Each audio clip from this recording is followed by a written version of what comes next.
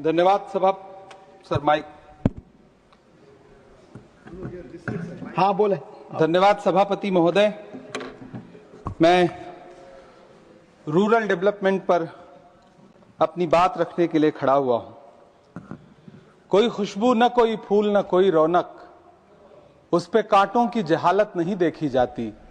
हमने खोली थी इसी बाग में अपनी आंखें, हमसे इस बाग की हालत नहीं देखी जाती। रात बस रात ही होती तो कोई बात नहीं, उसका आकार मगर दूना नजर आता है।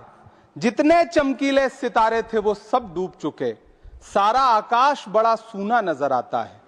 बुलबुलें खुश थी उम्मीदों के तराने गाए, लेके पतझड़ से बहारों को चमन सौंप दिया।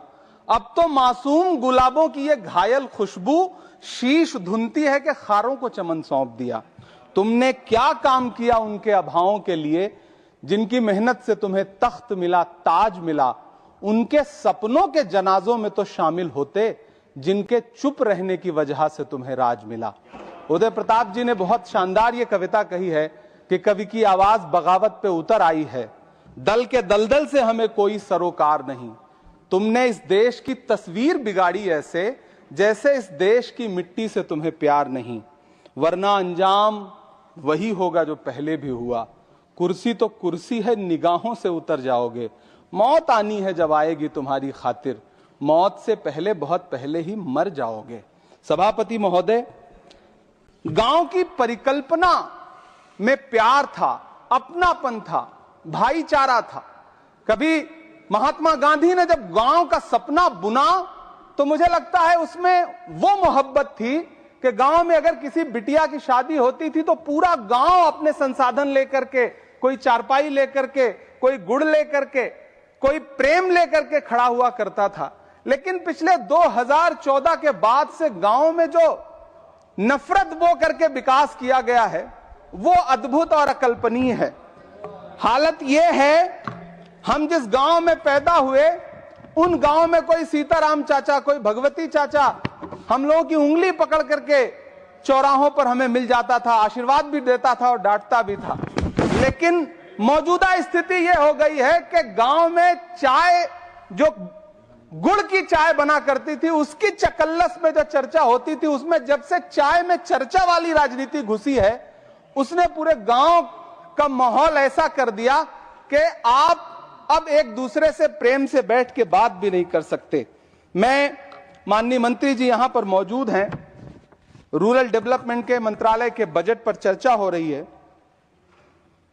चाहे मनरेगा हो, चाहे किसान हो, सारा इससे जुड़ा वर्ग परेशान है। मजदूरों की स्थिति ऐसी है कि आप मनरेगा को प्रोत्साहित करने के बजाय मनरेगा को समाप्त करने की कोशिशों में लगे हुए। सच बात यह है कि राज्यों पर भार डाल करके आप मनरेगा खत्म कर देना चाहते हैं और उसके लिए आपने नाम लिया है कि आप उसका नाम बदल करके बी ग्राम जी करके उसके पीछे आप इसको छुपा लेंगे। गांवों में सड़कों की स्थिति खस्ता हाल है, चाहे उत्तर प्रदेश हो, चाहे मध्य प्रदेश हो, चाहे गुजरात हो, चाहे राजस्थान हो।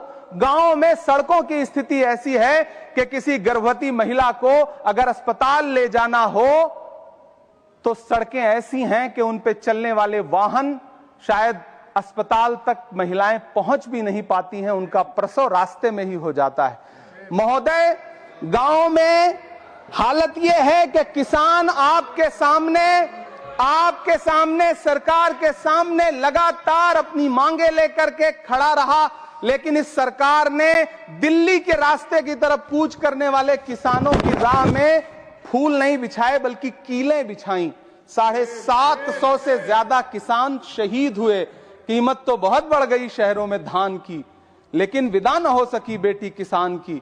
मौका मिला तो लोगों ने कुर्सी के वास्ते तस्वीर ही बिगाड़ दी हिंदुस्तान की। सभापति महोदय, इस सरकार में बातें तो बड़ी बड़ी रही।